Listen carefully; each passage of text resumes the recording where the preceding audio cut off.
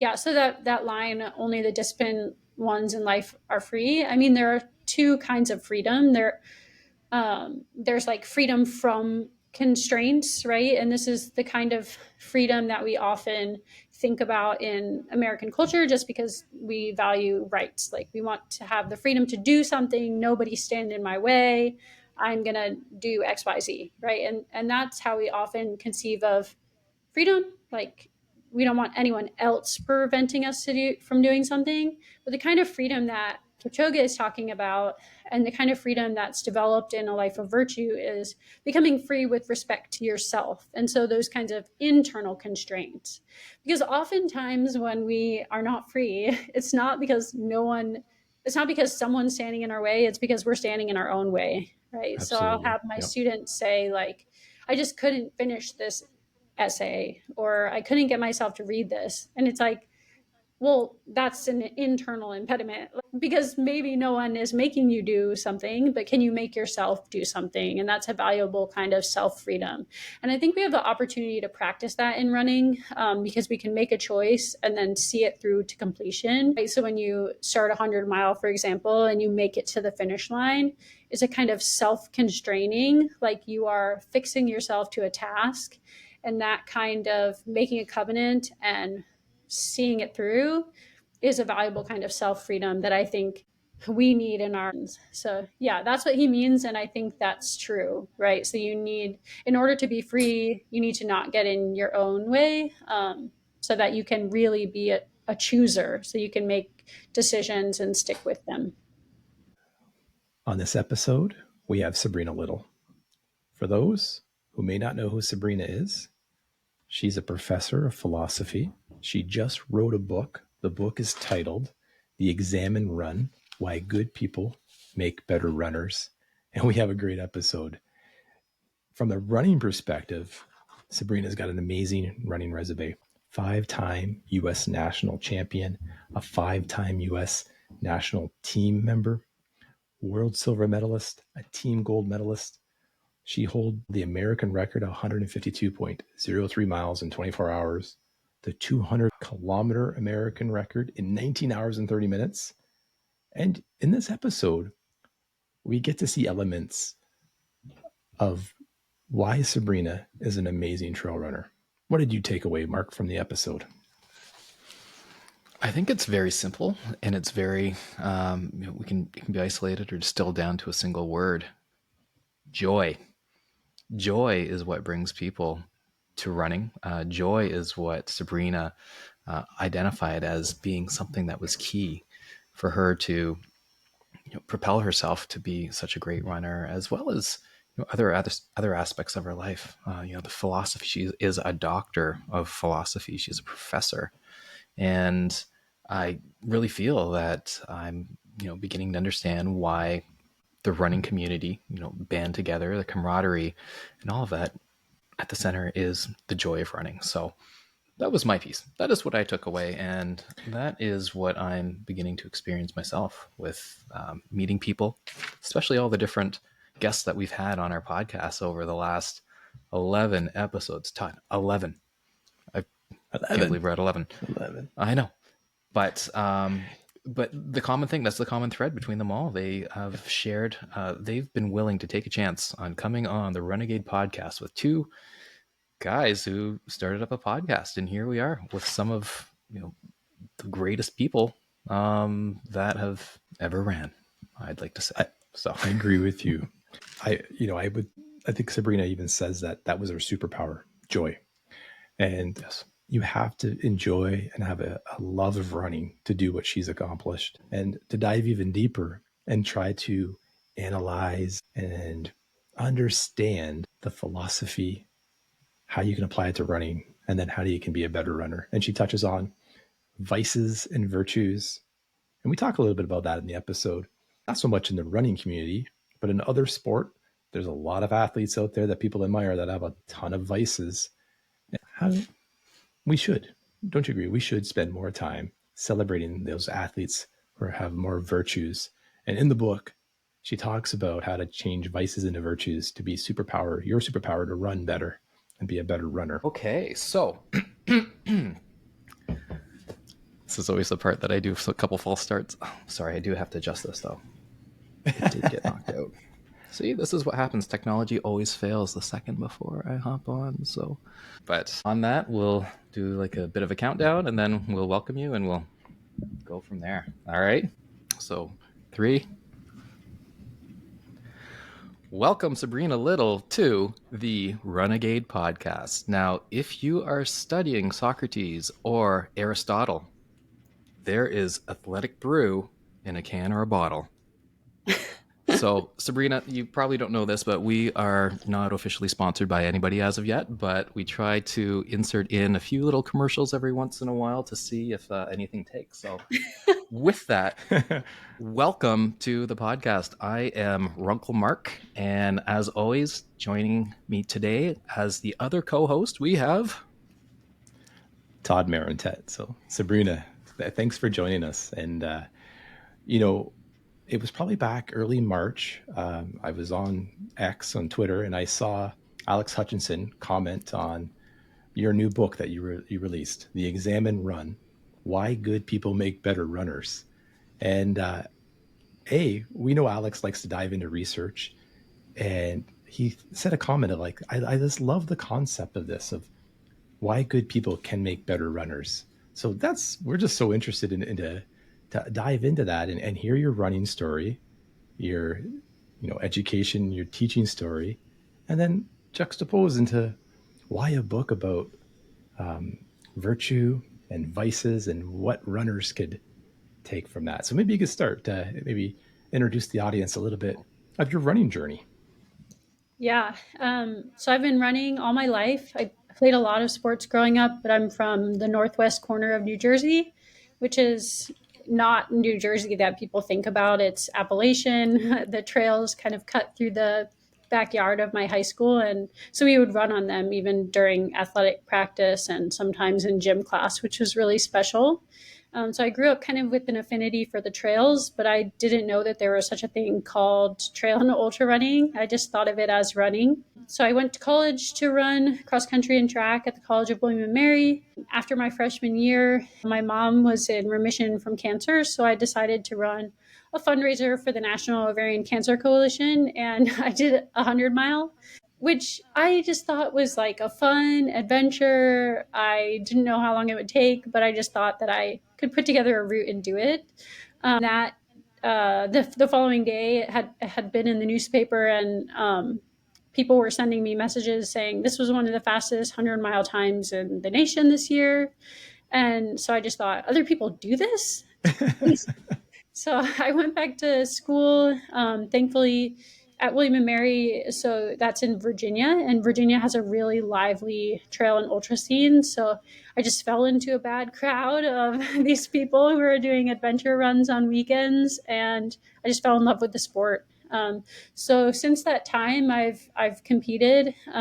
A few years into my journey, I started to work with different sponsors, and I just finished. This is the first year I'm not running on a professional contract since about then. So most recently, the last 7 years, I was with Hoka, which was really great. I've competed on some national teams and just have had so many wonderful memories in the sport and have met wonderful people. I just love running. I could talk about it all day, and I kind of do. That's wonderful. And something that you mentioned there was being informed that you had the fastest time in the nation for 100 miles. Like what did it feel like when you let that sink in? Like that wasn't probably your intention at that point in time, or maybe were you did you have a goal in your mind, I guess, in terms of time, or was it just something that happened and you heard about being, one of the fastest in the nation for that year, and you're like, oh, okay, so maybe I have some legs here. Maybe I'm going to take this even further. How did you feel when you heard that news? Yeah, I just thought it was funny, really. I mean, because I had no intentions in terms of pace. I set out, I remember, way too quickly. Like my first several miles were at like 6:45, 6:50 pace because I was a track and cross country athlete. Oh my And God, that's like, the comfortable pace that I was used to. So I saw some real positive splits that day. Literally the second half of the race, I was a lot slower. But I think, one of the things is so it's a mountainous town, but I was mostly staying on roads. I didn't do many trails or things like that. And I think if you go back to that time, like around 2008, 2009, there were a lot more trail runs than road runs. And so that's probably part of the reason why it was on the faster side. But yeah, more than anything, I was just shocked that there were people who did that as on a regular basis. For fun.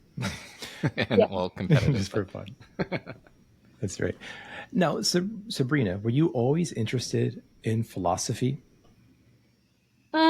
Yes, I was, but I didn't know it as philosophy. I came from a really strong high school, where we just read things that are categorized as philosophy, but we read them as literature and history. So I remember freshman year, we read things like Thomas Hobbes. We read a little bit of Machiavelli. We read some Rousseau. In high school, I read a bit of the Divine Comedy, the Odyssey, and so forth. And these are texts that are within philosophy proper, but also I didn't know them as philosophy. So I went to college intending to be a scientist. I was really interested in neuroscience, and I competed in these things called brain bees in high school. They're like spelling bees, but you answer questions about the brain.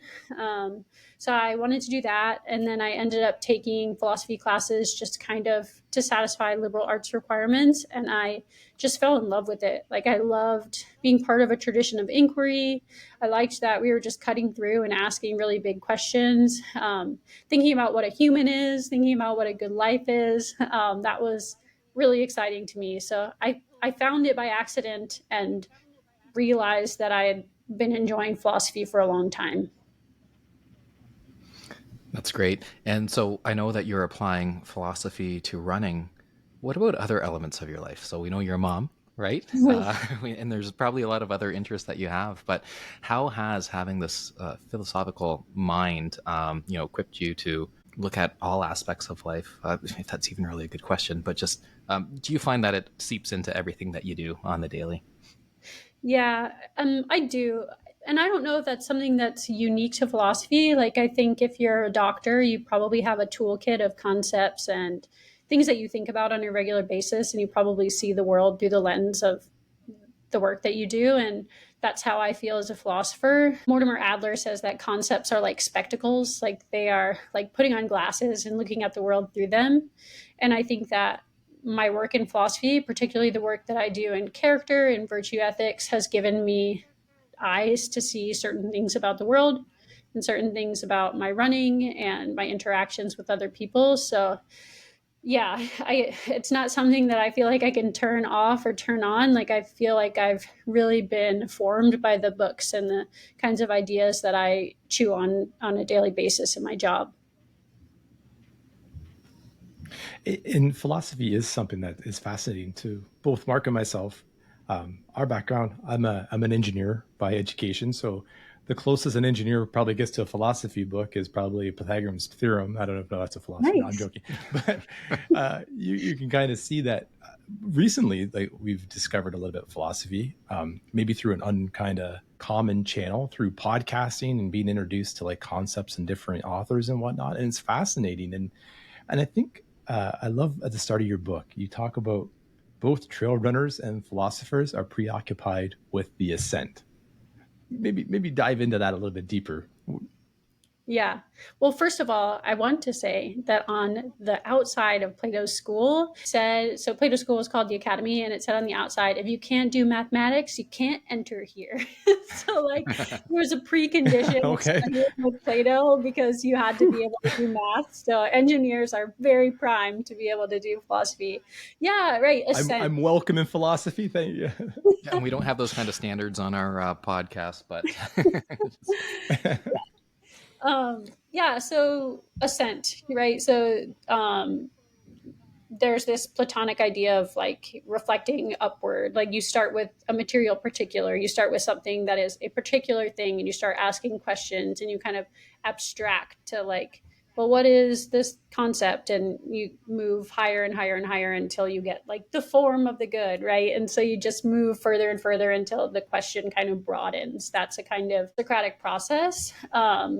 And trail runners, I mean, what is our thing? Our thing is like running up, like finding the steepest hill, getting to the top of it so we can look around and ascend. Yeah, there's this in Plato's Republic, that's one of his most famous dialogues. There's this little myth in there, and it's called the myth of the cave. And it describes education as kind of like a person being liberated from a cave, right? They're pulled out, and at first it's like against their will, but they go on this steep upward way, and then they bask in the sun and they see things as they really are. And it just like every time I read that as a trail runner, I wonder like, what was the course like? Like what is the steep upward way like? What does that feel like on your legs? But yeah, so it's like a philosophical process of kind of asking bigger and bigger questions and then getting to the source of the thing. So I imagine when you are running these extremely long distances that in your mind you're probably evaluating and analyzing things that you've read, understood over the years of study and that. So when you were developing your book, was that typically during your runs, or is that something that was entirely separate? So I guess what I'm asking is, you probably don't have earbuds in listening to music all the time. You're probably using this time to maybe self-reflect in that. Is that accurate, or do you do a blend of turning off the mind, listening to music, other times just getting some deep thought going on? Yeah, it's a really interesting question. I think like sometimes I'll read something and then I'll go for a run, and it kind of clears my mind and helps me to sort of digest what I've just read. And so sometimes I'll do that as an intentional practice if I'm stuck with a difficult idea, or if I can't see something through, or I need some space. Like just having that moving practice where you're not distracted by anything and you're just outside thinking, I think can be a really fruitful space. Other times I don't really intend to write things, but then just having that kind of clarity and movement and your heart rate going, like certain ideas will come to me and I'll rush home to write them down as quickly as I can. Mm-hmm. And then other times when I'm running kind of intentionally to do a workout or intervals or something like that, I am doing no thinking. I am just like focusing on the next step, trying to execute a plan in that respect. That doesn't have any kind of like thinking toward the end of philosophy within the run, but still I find it's like having that time with the flip switch. It just feels like I come back restored. It feels like a complete night of sleep on my brain, having that separation and then returning to it. Yeah, you're bang on. And I think probably like, when we're out on a run and you're having some time to self-reflect and think. And I was thinking about this the last few weeks about preparing for you to come on the show. And there is a daunting task that folks will think about when you try to pose and ponder like philosophy. People, because it's hard. It's all about interpretation and understanding and patience, because some of the texts, some of the books are harder, complex. And I think in your book, you touch on that to say, this isn't supposed to be like a quick read. You're supposed to dive in and contemplate and spend some time to understand. And that's what it's all about. And really, that's not what folks really teach you growing up about reading. It's about getting the reading done, answering the questions, moving on to the next text. And I think that gives me some confidence to explore philosophy even more. And I think the second thing I always kind of keep in the back of my mind is having that good base vocabulary. So you talk about virtue and vice, and understanding what does that mean from a philosophy perspective, and how does that translate into your running and in your mind and your thoughts? Yeah. Yeah. So two things there. One, that kind of, yeah. So I tell readers, it's okay if it takes you longer. It takes me longer. Yeah. I find that a lot of my students are nervous to start, like to undertake a philosophy course. I'll have students at the beginning of the semester say, like, this is not the way that I normally think. Like, these readings are taking a long time. And I just tell them like, it's not a novel. Like it's not like Harry Potter. It takes everyone longer. So nothing is wrong with you if it takes you a long time. Just kind of like that caution. Kind of like my ultra marathon times. They take a long time, Sabrina. Right. Yeah, it's the same sort of like perseverance and remaining with the arduous task. Yeah. And the questions are for everybody. It's not just for like some select people who are deemed philosophers or like esoteric things. They're human questions about what a good life is and so forth. Yeah. And then applying the kind of virtue and vice concepts to running.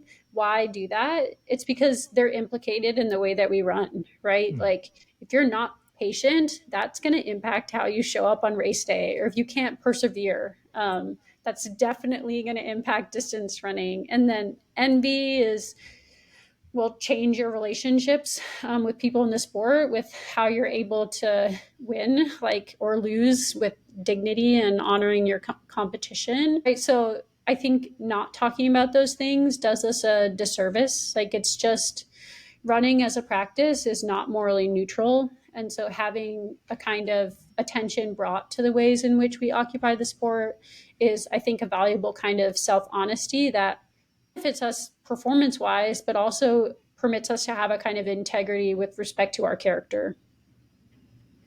Is that something that you always had in your running and your athletic journey? Or looking back, you can kind of see that, you know what, some of these elements that you're diving in and learning and exploring in the book, you could have done a better job at a younger Sabrina? My goodness. Yeah, that's such a great question. So I think that I was a mess as as a youth runner. Like I was always nervous about losing. I would try to run in such a way that I would decide the fate of the race, like in the first 5 minutes. So I would sprint off the line and then try to maintain it. Like I think that I had a kind of, I was like afraid of loss. And I think that I was impatient and not good at self-governing my emotions and sorts of things like that. So I actually realized a lot of these things as I started to become a youth cross country and track coach. I was coaching these middle schoolers and high schoolers, and I had a few athletes who were exceedingly driven. They always wanted to do their best, and they had a lot of like racing nerves. And so part of like this self-recognition was realizing what they needed to hear and helping them to clarify like what was happening on the starting line. So I think that's part of it. Yeah, I think maturity as a runner involves a lot of like having to figure out how to deal with your outsized emotions. I think there's a kind of practice in becoming more patient, learning what it is that's preventing you from persevering. Like I think if you want to actually improve as an athlete, then I think you have to take seriously those certain virtues. And maybe you don't name them as such, but that's what you're doing. That's very interesting.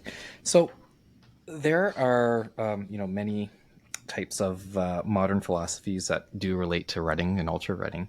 And one that I was reading a little bit up on was minimalist running. So, I mean, it just focuses on the simplicity of running. It often involves minimal, footwear sometimes, so maybe barefoot. Do you, do you partake in minimalist running as well when you're out and, just running for yourself for leisure? Are you somebody that has specific kind of footwear that you like to, or that you're always tied to, or do you change things up a little bit? Just what is your own philosophy when it comes to minimalist running? Yeah, I mean, for the most part, I'm not a minimalist runner. Just insofar as currently I live in Newport News, Virginia, which is very suburban. So most of the time I'm running on sidewalks and other trails that are actually paved. So were I to run in those shoes, like it just I wouldn't be a healthy runner. I do like minimalism with respect to just not weighing yourself down with many things. That's like one of the toughest parts of being an ultra runner for me is just like having to have stuff with you. I just like the simplicity of heading out the door. Don't overcomplicate it. Run hard sometimes, run easy sometimes. You don't have to have the best gear, just like engage in the process, sort of thing. But yeah, minimalist shoes would destroy me these days. Mark, we had Liza Howard in episode 10, and she was she wonderful. mentioned the great work that she's doing with her team at Band of Runners.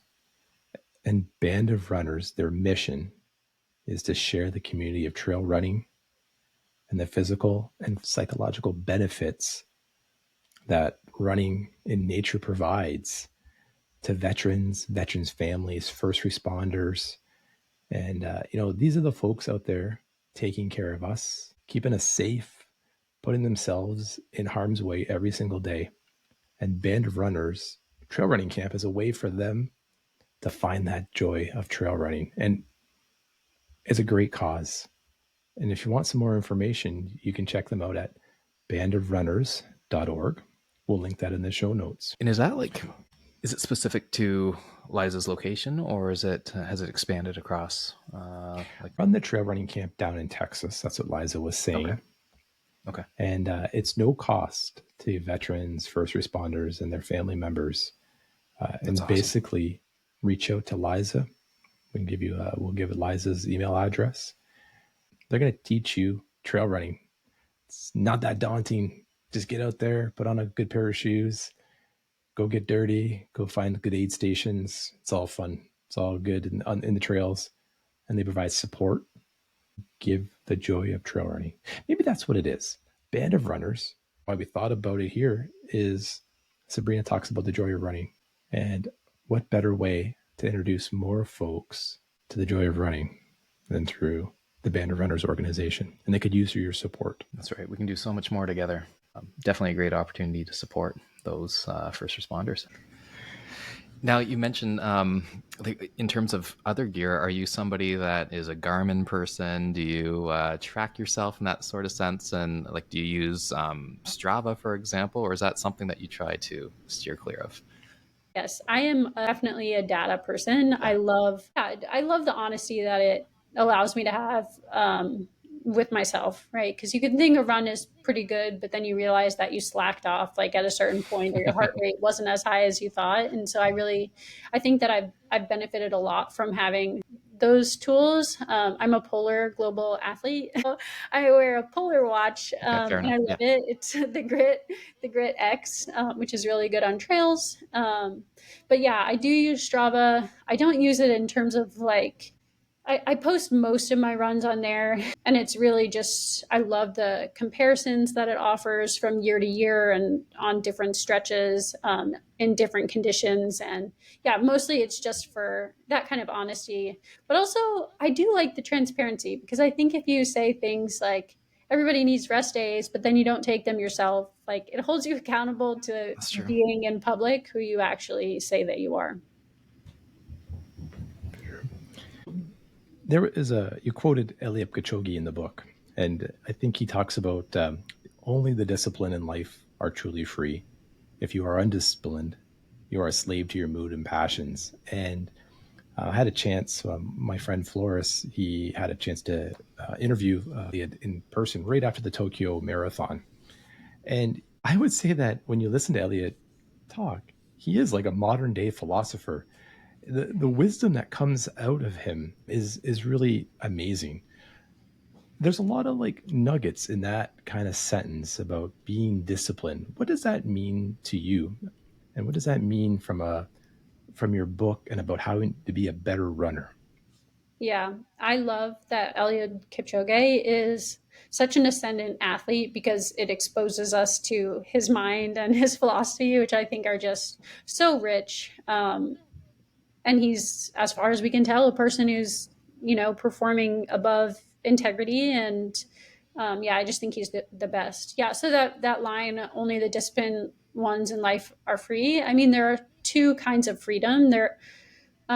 There's freedom from constraints, right? And this is the kind of freedom that we often think about in American culture, just because we value rights. We want to have the freedom to do something, nobody stand in my way, I'm gonna do XYZ, right? And that's how we often conceive of freedom. We don't want anyone else preventing us from doing something. But the kind of freedom that Kipchoge is talking about, and the kind of freedom that's developed in a life of virtue is becoming free with respect to yourself. And so those kinds of internal constraints, because oftentimes when we are not free, it's not because someone's standing in our way, it's because we're standing in our own way, right? So I'll Absolutely. have my Yep. students say, like, I just couldn't finish this essay, or I couldn't get myself to read this. And it's like, well, that's an internal impediment, because maybe no one is making you do something, but can you make yourself do something? And that's a valuable kind of self freedom. And I think we have the opportunity to practice that in running, because we can make a choice and then see it through to completion. Right? So when you start a 100-mile, for example, and you make it to the finish line, it's a kind of self constraining, like you are fixing yourself to a task. And that kind of making a covenant and seeing it through is a valuable kind of self freedom that I think we need in our society, where it's like you're always being turned aside by distractions. So yeah, that's what he means, and I think that's true, right? So you need, in order to be free, you need to not get in your own way, so that you can really be a chooser, so you can make decisions and stick with them. Absolutely. Yeah, I agree with that. And I would say there's linkages to Stoicism and Marcus Aurelius with the same idea, like how you view the world, how you view a problem, how you focus on yourself, be hard on yourself and easy on others. Like there is a lot of to say to focus on the work that needs to be done and less on judging the work or the outcome, but focus on the task at hand. I'm with you. I agree, and it transcends. And the ones who do that perform really well in these races. And I would say, like, looking at your running resume, Sabrina, it's an amazing running resume. 5-time U.S. national champion, silver medalist, team gold medalist. When you look back at your running career, what is one thing that you wish that you could have done differently, knowing what you know now, that would even take this amazing resume and make it even better? Like, have you ever contemplated that? Yeah, I think that one thing that I guess there are two ways that I could answer this question. There are lots of things I think I could have improved upon, but I think one thing is just, I think I crossed the line. So there's this vice that I talk about in the book, and I see it in myself. It is the vice of excess with respect to perseverance, which is called intransigence. So it's like when you're bullheaded, when you can't be turned, when you're committed to things that no longer make sense. Like I think that I see myself all over that vice. Like, and there were certain finish lines that I saw that I probably shouldn't have seen, or I prioritize finish lines over like having that kind of balance in my life, right? Like I prioritized finishing a race instead of like a school project or spending time with friends, like, and those are kinds of moments that you can't get back. And so yeah, I would say that that is one thing. Or you train too hard, you train to this kind of like excess, and then you're not absorbing the work anyway. So probably if I could go back, I would have like a more conservative approach in training, less of those like pushing the limit kind of situations. And there are a couple of races, I think, just for where longevity is concerned, that I probably wouldn't have pushed myself through. Yeah, so I think that's probably like the big thing. And then another one is just, there is a vice called pusillanimity. It means being small souled. Aristotle describes it as being so meek that you don't aspire to virtue. And I think that that kind of like mousy, not wanting to articulate your goals lest you be seen as like being a striver, like I think that that probably characterized me for a bit.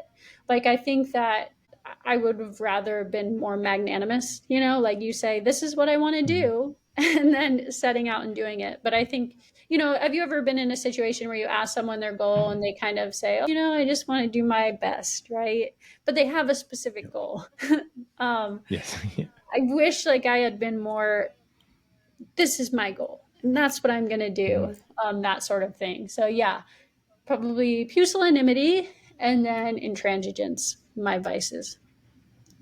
Now, what was your superpower? Looking back at, you don't get a running resume like this without having a superpower. What's your running superpower?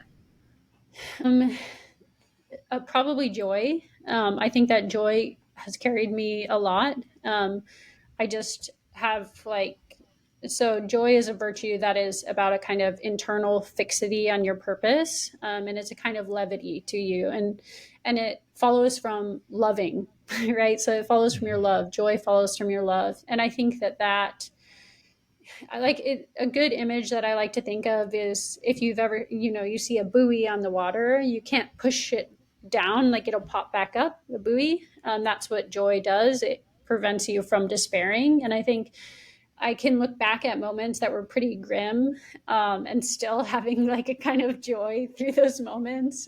Humor, even. And I think that's like an underrated feature of a successful race, like just not ever going to the dark place where you're like, I can't make it through. Because once you're there, it's hard to finish. Absolutely. Interesting. That's wonderful. So you mentioned a few of those vices that you had to deal with earlier on, and I know that in your book you wrote about performance enhancing vices as well. As a new runner, I feel that I need to get some vices in order to push myself forward. So, are there any that you could recommend I really kind of focus in on that's not going to impact my family in too negative of a way? Oh my goodness. I can't in good conscience. Yeah, it's kind It's of an like, ethical test as well. So. yeah, I mean, vices are like cavities. They erode the integrity of the whole mouth, right? Like, it prevents you from flourishing. Yeah. So, I mean, if you're envious, for example, it impacts your relationships. And if you're intransigence, you're probably overstepping your family, like in order to meet finish lines and things like that. So I definitely recommend. So in the performance enhancing vices section of the book, I provide virtue alternatives that probably do similar work. And so I would I would encourage you to lean into those. And I mean, so two things. One, I think in many cases, like for example, instead of feeling envy, you feel emulation, or if Mhm. instead of being selfish, you lean into like the love of a team or something like that. I think that in many cases, those will be of commensurate value for performance. But even if not, as a virtue ethicist, I will recommend being virtuous anyway. I think that's some great advice. So I And appreciate that. Thank you. and Uncle Mark is a very virtuous person. We work together, so I would say he's very humble. So there's no vices there, Mark. We'll keep you away from the vices. Keep me on the good side of things. Stay away Yeah. from the dark side, right? Now, Sabrina, the one thing that kind of, when you look at the running career, that is mind-boggling: 152.03 miles in 24 hours. How is that possible? What was your training like leading up to that? What was the day like? Like, walk us through that, because it's mind-boggling. It's hard to like wrap our minds around as runners running 153.0 miles in Yeah. 24 hours. Wow. Yeah. What was my training like? Well, it was different, right? Because I didn't have children. So that makes a big difference. I was 26. So I had limitlessness, like as far as like what I could absorb, my body was just a sponge for work at that point. I think if I tried to do the same amount of work now, I would end up broken or something like that. But yeah, so I had youth on my side, I had no children, and I was just kind of balancing it with graduate school, which is like you can only read and write for so many hours of the day. And so I don't actually know how much I was running because I didn't yet have a GPS watch. But it would be like 2 to 3 hours a day and then running more on the weekend. I honestly, like, I was so new to the ultra running thing that I didn't even know to appreciate that as a good performance. It's like something that I'm grateful for in retrospect. But at the time, I had a teammate on that US team who said, well, Americans need to break 150 miles if we want to be competitive. And she said it with such like just confidence that we would do it that I just cloaked myself in that confidence and I went out and did it. And I didn't even think to question it. Like I didn't have that doubt. And I think having a teammate like that was like really gave me a kind of really valuable self-belief. So yeah, it was the training, but also it was like a mindset of, well, this is just what we have to do. And so I'm just going to go out and do that. Yeah, and then I'll say, how do you break it up? I would just, when I did the 24-hour runs, I would get to 100 miles first, not thinking of anything, just get there as smoothly as you can, and then start paying attention the final 50 plus miles. Because if you pay attention the whole time, it's just too much. You'll drive yourself crazy. But when you've already invested that time and energy and you come out and you're like, all right, now I can focus, that's a really good way to get it done. You touched on something there, and I experienced it too, not to any degree of what you did. But when you're in a long distance run, some people before that run will worry, how do I keep my mind busy? And I did the JFK last fall, and I really worried about how I'm going to keep my mind busy I was planning on for 12 hours, and you couldn't listen to music. So, but then looking back in the moment, I didn't have to think about it. The mind kept itself busy, and I don't really remember other than just running around the C&O Canal, having fun, going to aid station, seeing Jen at the aid stations and whatnot. It was so much fun, but I couldn't understand that going into it. You have to experience to yourself, like, trust it. Your mind will figure it out. But was there any tools and tips that you would do to trick yourself into just not overthinking it? Just get to this 100 miles with as minimal brain power as possible, because that's just a load on the body. It's going to take energy away. Yeah, I mean, so one thing that I did before my 24-hour runs would be to read something interesting.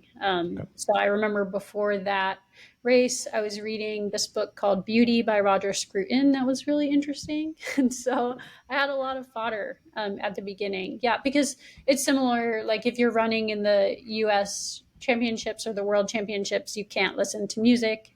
So you just have to stack, in the same way that you carb load, idea load, like you read something. I love it.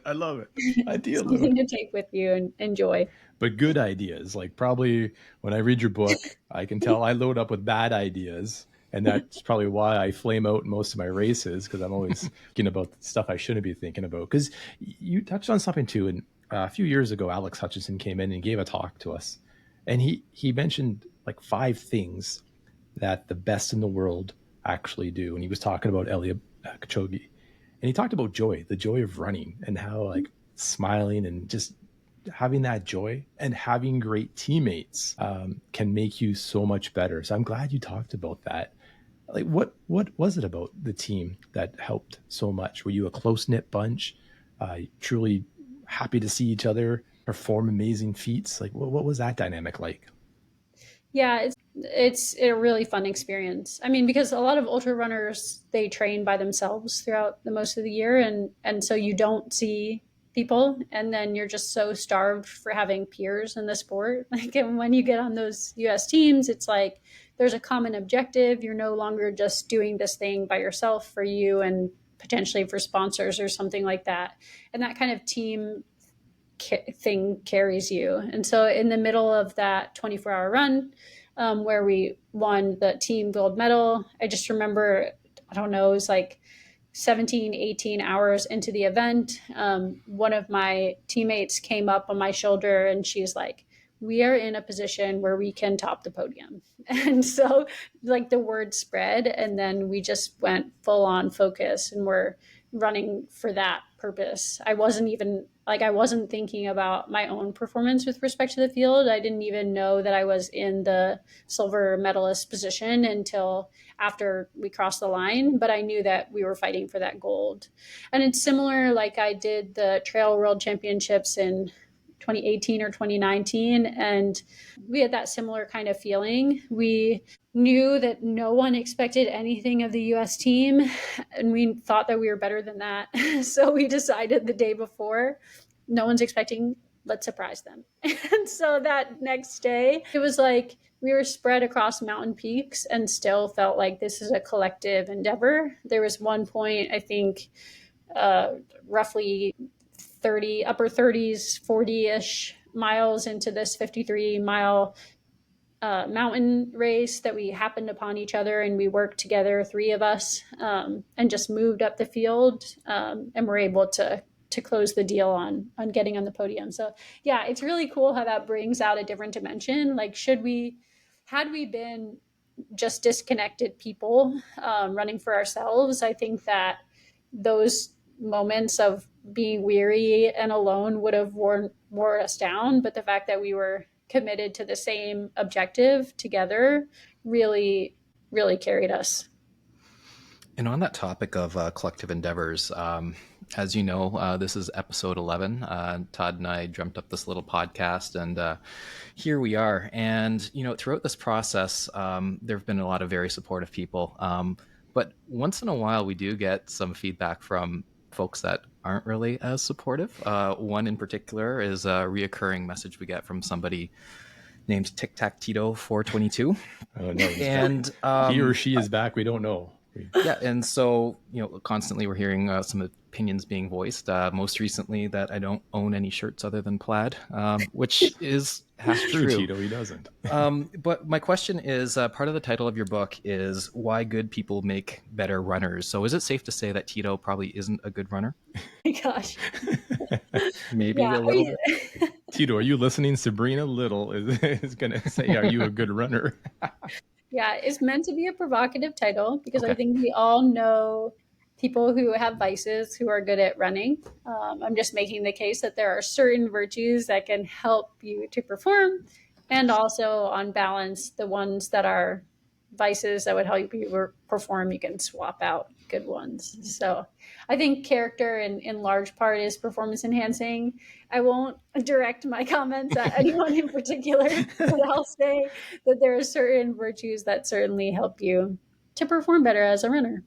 Well, maybe you can help us come to terms with this, Sabrina, is something along this. Like, we watch sport, we watch running, we watch hockey, football, everything. Why are so many of the great athletes have all these vices?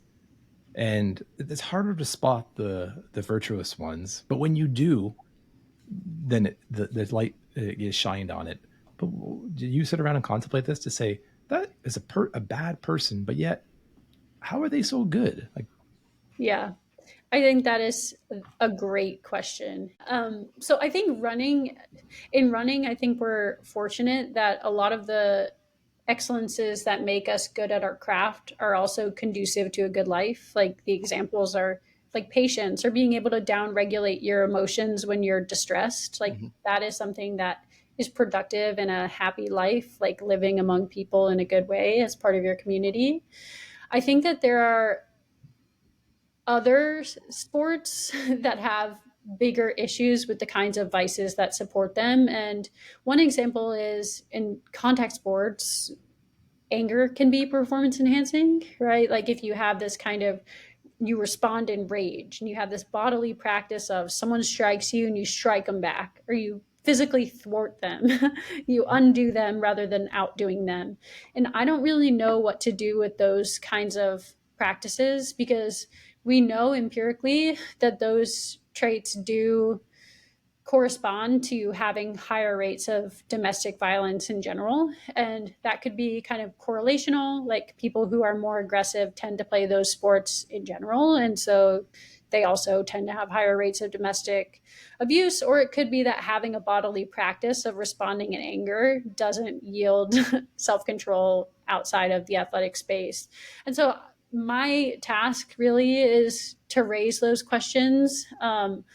I don't know what to do about them. I just think that there are certainly some sports where there are questionable practices when it comes to the kind of person that you want to be outside of athletics. totally agree. And the trail running community, they are amazing because they've been so welcoming.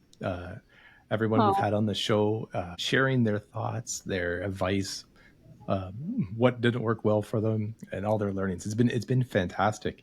But even in the running community, like you see that maybe on the road races, they have the folks who are cheating. They're cheating. They're taking either performance enhancing drugs or they're doing something. And you know what? I think it's time, you mentioned it earlier, to have more virtuous, successful people and put the spotlight on them. But it's hard because you don't know because they're doing it behind the secret and in the secret in the dark, and you can't catch them. And that Yeah. shines a bad light on the running community in that regard. But Yeah, you're right. Yeah, it undermines the sport for everybody when someone cheats because nobody believes what they see anymore. well, and then you steal it from the athlete. So in your running career, the people that you competed against, did anybody ever test positive afterwards for performance enhancing drugs that you know of? So because drug testing is so kind of peripheral in trail and ultra running, I mean, it's becoming more common. There was always speculation, but you could never really know. I mean, I was on the doping kind of monitoring list. Like I did the IAAF for 2 or 3 years. They would come and do surprise testing, but it's exceedingly rare. Like I think I can only name a handful of American runners who've been on that list.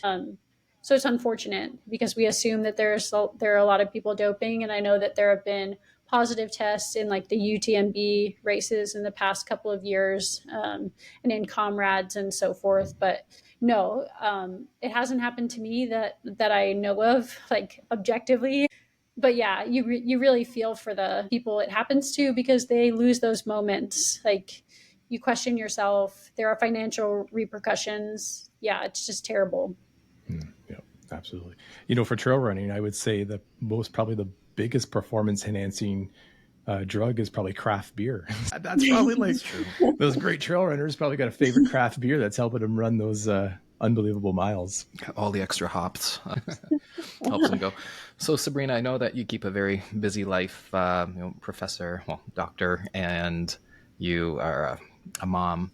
What's next for you over the next 6 months? What are you looking forward to? Are you training for anything in particular? What does the next year look like for you?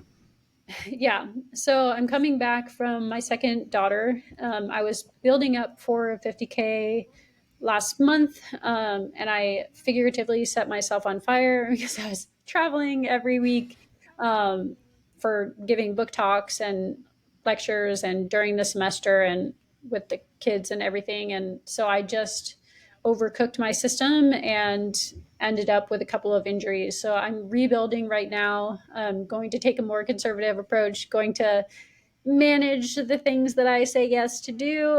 And then I'd like to return to be able to do a 100K, a road 100K. I feel like I have unfinished business in that event. And also, I had just run a US qualifier, like a US national team qualifier, when I became pregnant with my second. And so I just need to get that of unfinished business and getting on that team. I would love to represent the United States again. That'd be amazing. Now, okay, someone's had to have asked you this question about a race, philosophy. Are you going to run the Spartathlon? Oh my goodness. I want to so badly. That is definitely a dream race. I love Plato and Aristotle. I need to get over to Greece. Yeah, Dean Karnassus actually asked me that about a year ago. But yeah, I would love to do that race. It's like a 235-mile race mark that starts in Greece. It's supposed to follow the true Yeah. Philippides. That's why the person died. It was like Yes. 235 miles rather than the 26.2. Yeah, I think it's like 135 maybe. But yeah, Okay. it's I was thinking maybe definitely kilometers. And that's yeah. in Yeah. sandals and togas, right? Yes, you have to wear sandals. Yeah. Okay. So Sabrina, we'll get you some sandals and you get some minimalist shoes. We had Liza Howard on last episode, Oh, and she's amazing, and she gave so much great advice. And I said, Liza, we have Sabrina coming on. Do you have a question for her? Because I know you're friends, and she mentioned that you helped out at her Band of Runners run camp. And she did. So she sent in a question. So this is our first question, a listener question that we'll ask you here. So Liza wonders if you feel there's more that you'd like to say or think that needs to be said about the usefulness of running for character development. is there more to be said? Yeah, I mean, I think there is. It's interesting, like being a person who's interested in virtues and character development, it's often something that like it seems like we're out of the business of character education. Like people, like if you say virtue, they think that you mean become like some sort of floating angel or something. Like I don't know why virtues have a bad reputation, but I think the thing that I need to communicate better is like virtue just means excellence. It's just about becoming more excellent as human beings. And so I think that the work that needs to be done is to get people on the same board, as like on the same page as far as like what we're doing here, like as like an interesting interest in character development, and to see its relevance to athletics and see its relevance, its importance throughout like American society. And yeah, because it has a bad reputation and I don't really know why.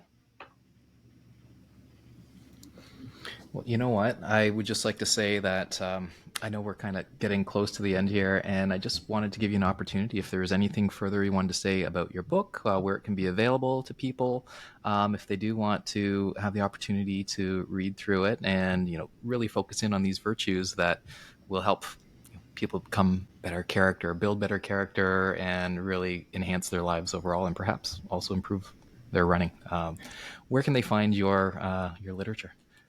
Yeah, so you can find me on social media as just Sabrina B Little, and my book, The Exam and Run, you can purchase on either Oxford University Press website or Amazon. And yeah, I just, you asked great questions. I really enjoyed this, and thank you so much for having me. Sabrina, we totally appreciate you coming on and sharing your running journey. Like I said, it was so amazing to kind of understand. We see lots in the news, lots out there on how to be a better runner, take this supplement, buy the $400 per month vitamins, get the super shoes.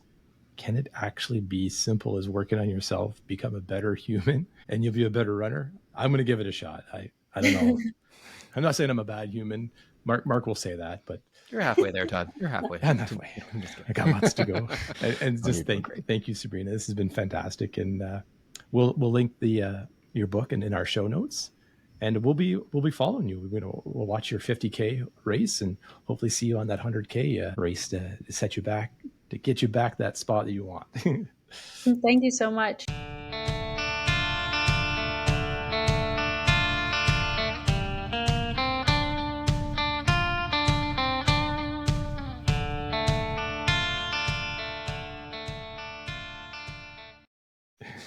And you know what? We'd really love your support. Give us a like, leave us a comment, subscribe on YouTube. All those little things add up to a lot because it gives confidence in our guests to come on our show. It shows that, you know, the hard work and time we put in is worthwhile. And someone once asked, what do you guys talk about on this podcast? And it was very similar to what Scott and Don said to us when we had them on a few episodes ago, is we don't talk about anything. We let our guests talk, because the last thing you want to hear is, you know, from me, and from Mark here, we're just trying to introduce you to these amazing guests, listen to their story, learn from them. And so far, we've met 11 amazing people. 12, actually, Don and Scott. That's right. Yeah. Or Scott and Don, Don and Scott. Yeah. And you know what? We got to throw kudos to Don for the Don Nugget with the hand signals. If you notice, Tito, Uncle Mark and I don't talk over each other as much as we used to. And it's got to all do with these hand signals. Don, thank you. Path Projects, we love you too. This is almost like the Jimmy Fallon thank you notes section of the show. It is the running. Thank you, Path Projects, for making the best performance running gear. It's very easy on the mind because I don't actually have to think about what I'm going to wear.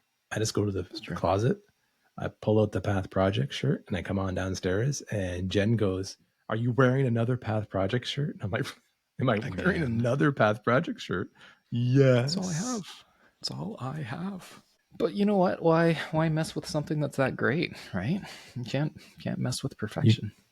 You can't mess with perfection. Absolutely. Yeah. And you know, Path Projects is fantastic for trail running. They're shorts, got great pockets with zippers. You can store a lot of stuff in the shorts. The Torre material, it's a little bit water resistant, so if it's raining out there, it's good. It breathes, dries fast, and it's good looking. You know, getting a lot of looks on the trails, Mark. Maybe not. Hey, you know, whatever helps, right? maybe not. And also, when you're off the trail and you're looking to just kind of settle into something a little more casual, we also like to support Dixon Flannels. It is I noticed that. It's a very sharp color. It looks very good on you. It brings out your eyes. Well, you know what? Between that and my ring light, you know, you can't mess with a good recipe, right? So, you want to know something else? Filled with all these great ideas. What's that? Mark, we got some great guests lined up. So we have Jason Fitzgerald. Mm-hmm. We have ultra running extraordinaire and coach Ian Sharman lined up. What? We have the world record holder for the beer mile, Corey Belmore. How are you getting these people? It's amazing. You just ask, and they say yes because come on. And that's the running community. And that's the running community at work. Yeah, that's the running. Yes, and Sabrina touched on it. That what does runners love to do? They love to talk about running. So if you're a runner and you want to come on the podcast, just reach out to runegadepodcast@gmail.com and we'll line you up. We got more guests than we actually have time. Unless your name's Tito. You're not coming on the show, Tito. I'm sorry.